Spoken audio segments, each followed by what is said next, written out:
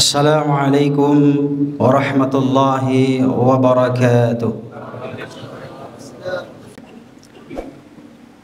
إن الحمد لله نحمده ونستعينه ونستغفره ونعوذ بالله من شرور أنفسنا ومن سيئة أعمالنا. من يهده الله فلا مضل له ومن يضلل فلا هادي له. أشهد أن لا إله إلا الله وحده لا شريك له وأشهد أن محمدا عبده ورسوله. اللهم صل وسلم وبارك على نبينا وحبيبنا محمد صلى الله عليه وسلم وعلى آله وأصحابه أجمعين. أما بعد، فيا عباد الله، أوصيني وإياكم بتقوى الله وطاعته لعلكم ترحمون. وقد قال الله تعالى في القرآن الكريم: أعوذ بالله من الشيطان الرجيم. يا أيها الذين آمنوا اتقوا الله حق تقاته ولا تموتن إلا وأنتم مسلمون. وقال الله تعالى أيضا: أعوذ بالله من الشيطان الرجيم. إن الله يأمركم بالعدل والإحسان. وقال رسول الله صلى الله عليه وسلم: إن شر الرعاء الحطمة فإنك أن تكون منهم. صدق الله العظيم وصدق رسوله الكريم والحمد لله رب العالمين. Saudara-saudaraku kaum muslimin sidang jamaah Jumat rahimakumullah, marilah kita bersyukur kepada Allah Subhanahu wa taala, mengucapkan alhamdulillahi rabbil alamin. Segala puji syukur kita hanya kepada Allah Subhanahu wa taala, karena Allah telah memberikan kepada kita kehidupan. Allah Ta'ala telah memberikan kepada kita kesehatan dan kesempatan, dan Allah Subhanahu wa Ta'ala telah memberikan iman dan Islam sehingga kita hadir dan dapat melaksanakan ibadah kepada Allah Subhanahu wa Ta'ala pada hari ini. Mudah-mudahan seluruh ibadah kita diterima di sisi Allah Subhanahu wa Ta'ala. Marilah kita bersolawat kepada baginda Rasulullah sallallahu alaihi wasallam. Allahumma salli wa sallim wa barik ala Muhammad wa ala ali Muhammad. Hadirin kaum muslimin, saudara-saudaraku yang berbahagia, saya sebagai khatib pengganti pada saat ini ingin menyampaikan berwasiat takwa kepada kita semuanya. Marilah kita bersama-sama tingkatkan iman dan takwa kita kepada Allah Subhanahu wa taala. Karena sesungguhnya kata Allah, bekal yang terbaik adalah takwa. Wa tazawwadu fa inna khaira zadi taqwa wattaquni ya ulil albab, kata Allah. Wahai manusia, berbekallah kalian karena sesungguhnya bekal yang terbaik adalah takwa. Maka ketakwaan kita mestilah kita persiapkan, mestilah kita pupuk saban hari saban waktu, dan mudah-mudahan dengan kita melakukan ibadah kepada Allah Subhanahu wa taala, maka kita semakin kuat keimanan dan ketakwaan kita kepada Allah Subhanahu wa taala. Hadirin kaum muslimin, pada hari ini khatib ingin menyampaikan tentang pemimpin yang menyesal. Hadirin kaum muslimin berbahagia, keberadaan pemimpin di dalam Islam sangat dibutuhkan. Dan bahkan kalau kita lihat dari persepak bolaan saja, itu kita ada lihat yang namanya kapten kesebelasan. Di dalam perusahaan ada yang namanya direktur, ada komisaris, dan bahkan ada presiden direktur. Dan bahkan juga dalam sebuah institusi pendidikan ada juga namanya rektor, wakil rektor, dekan, dan wakil dekan. Dan ini semuanya adalah pemimpin yang tentunya jabatan ini merupakan sebuah amanah dan titipan dari Allah Subhanahu wa taala. Apakah amanah ini dapat dijalankan dengan sebaik-baiknya atau tidak? Semuanya tergantung kepada orang yang diamanahkan. Dan apalagi dalam sebuah negara, terutama negara Republik Indonesia yang kita cintai ini, tentunya ada yang namanya seorang presiden, wakil presiden, dan juga para menterinya. Ini adalah bagian dari hal yang sangat dibutuhkan dalam sebuah negara, terutama negara kita, negara Republik Indonesia ini. Maka hadirin berbahagia, karena pemimpin ini sangat dibutuhkan, tentu banyak sekali orang-orang yang ingin meraihnya. Dan bahkan ada orang yang ingin mendapatkan jabatan, suatu posisi yang strategis dimanapun itu, pasti ingin mendapatkan dengan cara-cara. Ada yang cara yang baik, ada yang cara yang buruk. Maka hadirin berbahagia, bagi orang-orang yang tentunya memiliki iman dan ketakwaan di dalam hatinya, memiliki rasa takut dan memiliki rasa tanggung jawab kepada Allah Subhanahu wa taala, maka tentunya pemimpin ini tidak akan mungkin, seseorang ini tidak akan mungkin mendapatkan sebuah jabatan, mendapatkan sebuah posisi, pangkat ataupun gelar dengan cara-cara yang dimurka oleh Allah Subhanahu wa taala.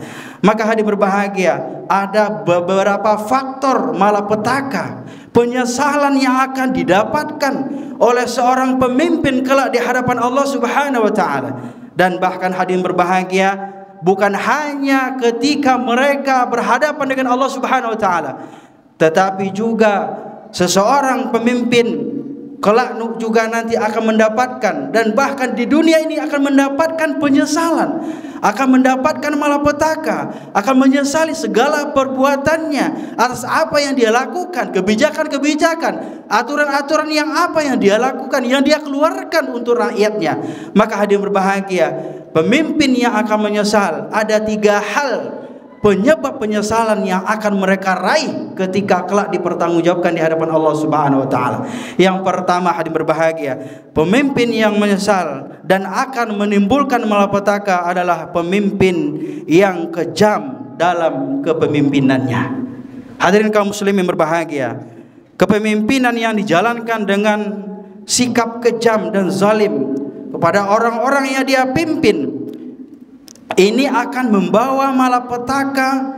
Apakah itu malapetaka dalam kehidupannya di dunia ini, apalagi malapetaka keburukan yang akan dia raih, yang akan dia dapatkan balasan di hadapan Allah Subhanahu wa taala. Maka oleh karena itu, bagi seorang pemimpin haruslah memperhatikan apa-apa yang dia pimpin, dan dia harus menyadari dan meyakini bahwa setiap apapun yang dia lakukan, apapun kebijakan yang dia keluarkan, peraturan apapun yang dia tetapkan, semuanya pasti akan mendapatkan balasan dari Allah Subhanahu wa taala. Maka hadirin berbahagia, khatib mengingatkan kepada kita semuanya, jangan kita sekali-kali berlaku kejam dan zalim kepada orang-orang yang kita pimpin.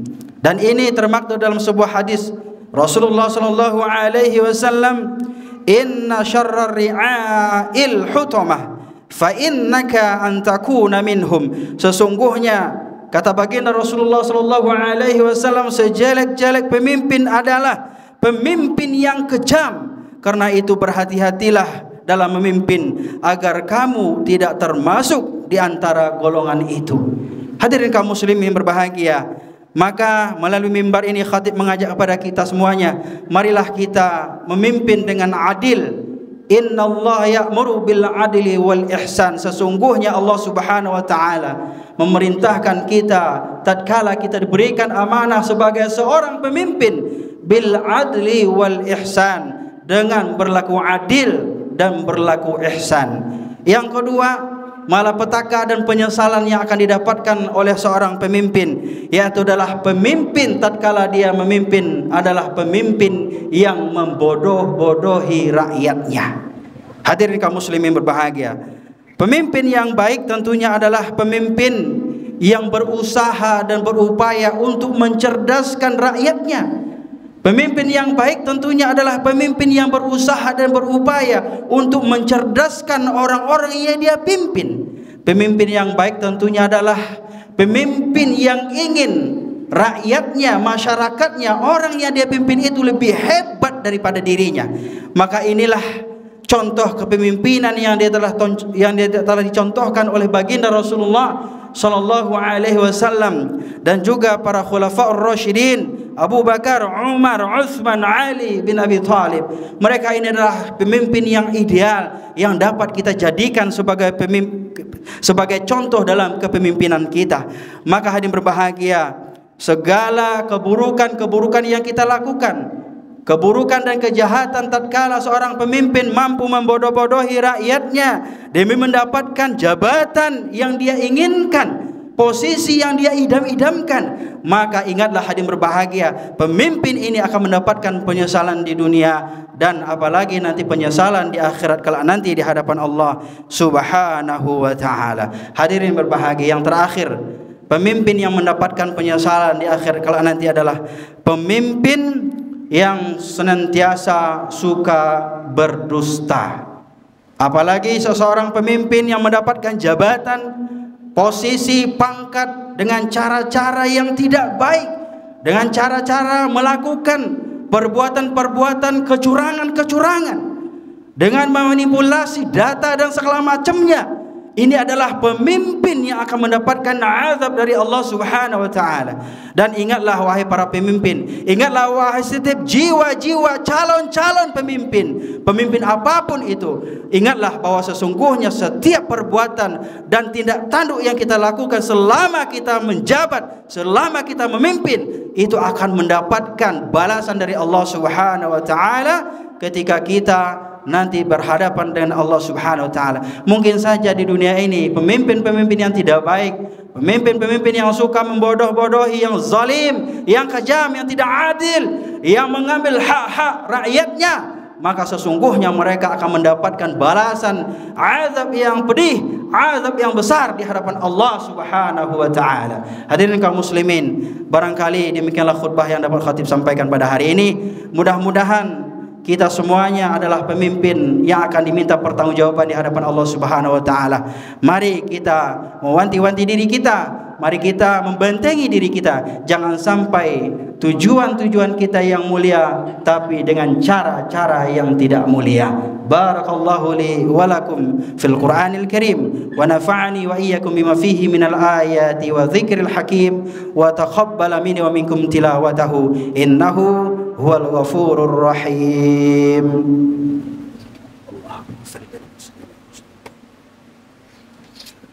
Alhamdulillahi rabbil alamin wal aqibatu lil muttaqin wala udwana illa 'alal zalimin. Asyhadu an la ilaha illallah wa asyhadu anna Muhammadan abduhu wa rasuluh. Allahumma shalli wa sallim wa barik ala Muhammad wa ala ali Muhammad. Fa ya ibadallah, usini wa iyyakum bi taqwallah wa ta'atihi la'allakum turhamun. Wa qala Allah ta'ala fil Qur'anil Karim, a'udzu billahi minasy syaithanir rajim, ya ayyuhalladzina amanu taqullaha haqqa tuqatih wa la tamutunna illa wa antum muslimun. Hadirin kaum muslimin, saudara-saudaraku yang berbahagia, menyikapi jabatan kepemimpinan sebagai seorang pemimpin, bahkan sebagai seorang muslim yang taat dan beriman kepada Allah Subhanahu wa taala, perlu dua hal kita cermati tatkala kita ingin menjadi seorang pemimpin.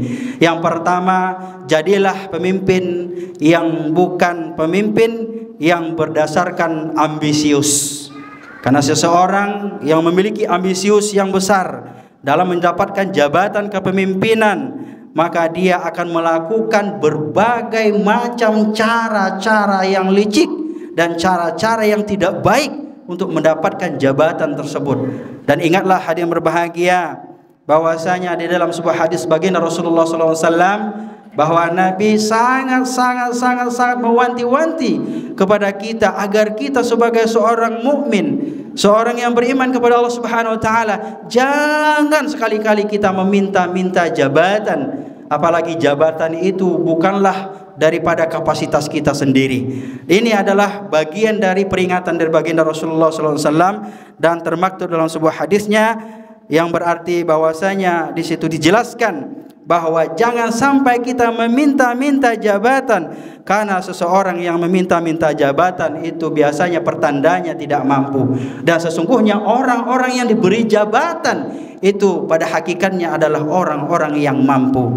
Hadirin berbahagia, yang terakhir, yang kedua, ketika kita ingin menjadi seorang pemimpin, marilah kita menjadi seorang pemimpin yang baik pemimpin yang ideal, pemimpin yang menjalankan syariatnya Allah Subhanahu wa taala, yang taat kepada Allah Subhanahu wa taala, pemimpin yang menjaga syariat Islam, menjaga hukum-hukum Islam, menjaga nilai baik Islam, pemimpin yang memelihara marwah dan harkat martabat Islam, maka inilah pemimpin yang dicintai oleh Allah dan Rasulullah sallallahu alaihi wasallam.